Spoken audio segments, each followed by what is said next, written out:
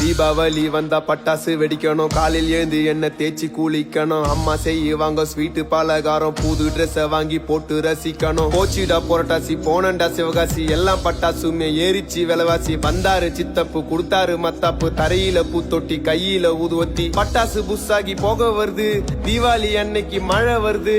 ஆட்டோபாம friend கையில புடிச்சு வெடிச்சதுமே 2 விரலு போச்சு.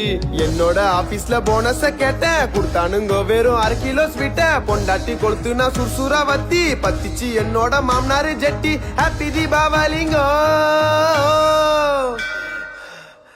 டேய் ஓனர்ரா.